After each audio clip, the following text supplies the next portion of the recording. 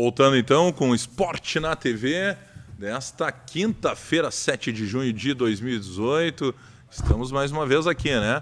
No primeiro bloco, falamos bastante aí de dupla Grenal, de Campeonato Brasileiro, do que vai ocorrer aí nos próximos dias, né? Ainda antes da Copa e, claro, já falando aí, projetando o pós-Copa da dupla Grenal. Nesse segundo bloco, como prometido, né?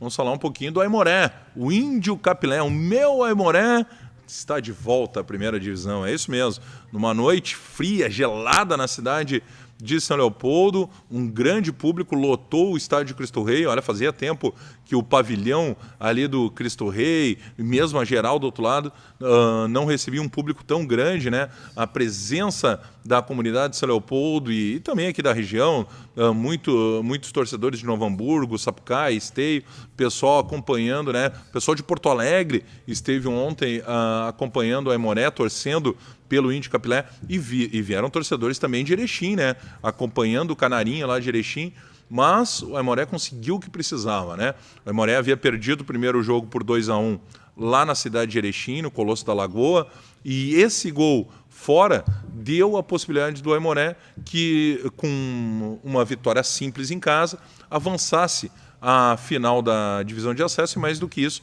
garantisse o acesso à primeira divisão. E foi exatamente isso que ocorreu, né? Um primeiro tempo muito equilibrado, o Aimoré segurou ali questão de contra-ataques do Ipiranga, tentou algumas vezes também, mas no segundo começou em cima e com 10 minutos conseguiu o seu gol, um cruzamento do Murilo, o desvio do Marco Antônio Nuno, né? Conseguiu aí meio que encobrindo o goleiro do Ipiranga de Erechim, o Rodrigo, a bola foi morrendo dentro da rede e aí uma grande festa, né? Eu falava anteriormente, o Aimoré fez esse gol a 10 minutos da segunda etapa, tinham aí no mínimo mais 35 minutos de segundo tempo, pois bem, e com 15 minutos, né, 5 minutos depois do gol, tinha torcedor pedindo o final do jogo. Era a emoção, né, que estava quase que não sendo contida dentro do Cristo Rei. Olha, muita gente, torcedores históricos, ex-dirigentes, presidentes, né, que fizeram história no Aimoré se emocionando, porque realmente o jogo acabou tendo um tom de dramaticidade, né? O Ipiranga, ao longo da segunda etapa, conseguiu agredir o Aimoré, começou a ir para cima, pressionou o Índio Capilé, o goleiro Rodrigo muito seguro, né, conseguiu fazer várias defesas, em vários momentos o time do Ipiranga chegou firme, chegou na área do Aimoré, mas, né, a defesa índia se segurou, manteve 1-0 e o Aimoré garantiu esse acesso. Olha, os últimos minutos, então, os últimos 5, 10 minutos de jogo foram impressionantes. A torcida aimoresista, ela não parava no pavilhão, né? Eu estava na cabine, ali na cabine 1, onde a Rádio Galera fez a transmissão, e a torcida, a bola ia para o lado direito das cabines, que era onde o Aimoré atacava, a torcida se deslocava toda para aquele lado, apesar de estar cheio, né? Quase não poder estar se mexendo. A bola ia para o lado da defesa do Aimoré, para o ataque do Ipiranga, toda a torcida ia para lá. Então o pessoal ficou naquele movimento, não parava,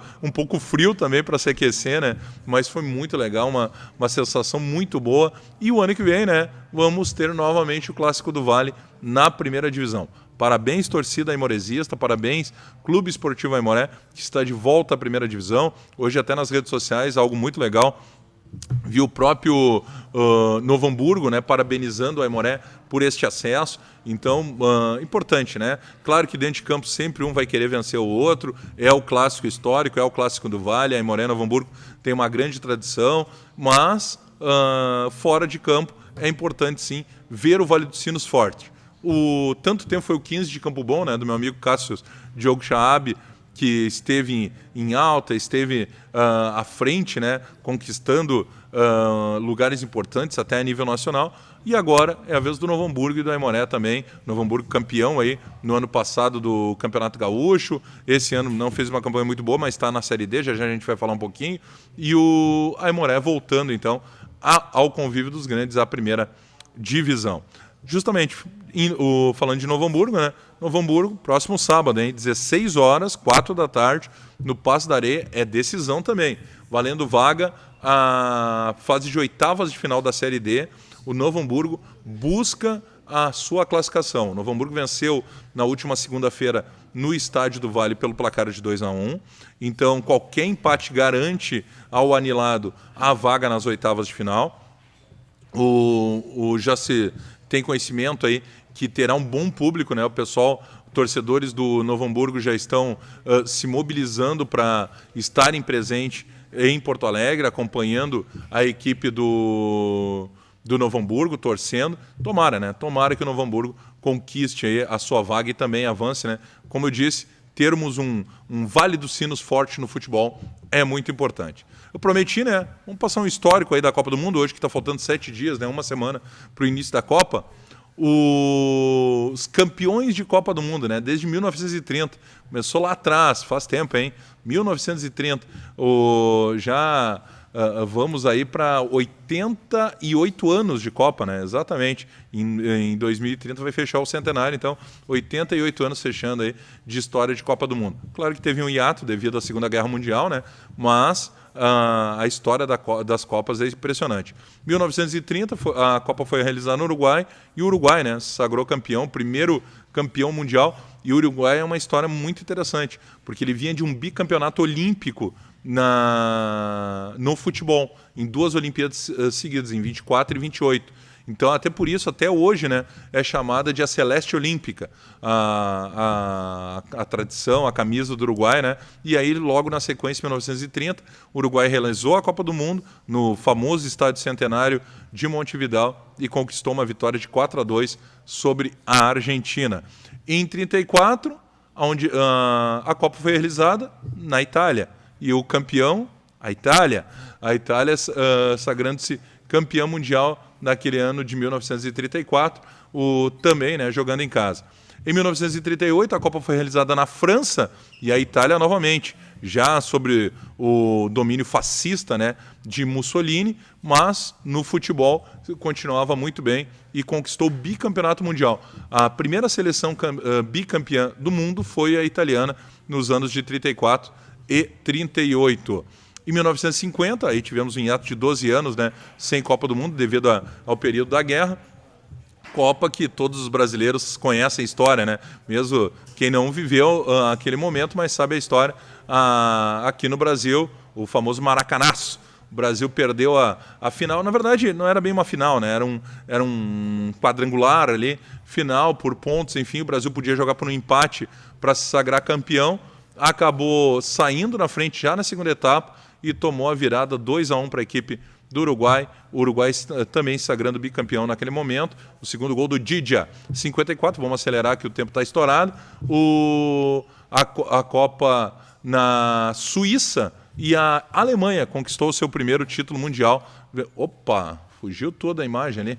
Que maravilha, hein? Grande Alex. Em 54, então, na Suíça, a Alemanha campeã vencendo a Hungria por 3-2 na final. Em 58, primeiro título brasileiro. O Brasil venceu lá na Suécia, justamente a seleção sueca, pelo placar de 5-2, né? O Pelé sendo revelado para o mundo. 62 no Chile, o Brasil venceu a Tchecoslováquia 3-1 na final e foi bicampeão mundial, terceiro bicampeão naquele momento. 66 na Inglaterra, o Brasil acabou não indo bem na Copa, a Inglaterra foi campeã vencendo a Alemanha. Em 70, tricampeonato brasileiro lá no México, 4-1, Brasil sobre a Itália.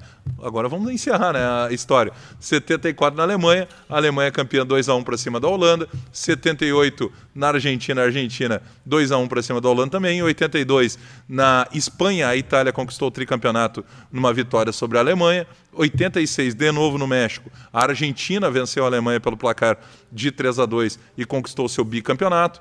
Em 90, na Itália, a Alemanha conquistou o tricampeonato mundial, vencendo a Argentina, né, numa sequência de finais entre as duas seleções por 1-0. 94, pessoal já recente lembra o 0-0 contra a Itália no tempo normal e a vitória nos pênaltis do Brasil, primeiro tetracampeão mundial. 98, na França, a França conquistando seu título 3-0 sobre o Brasil.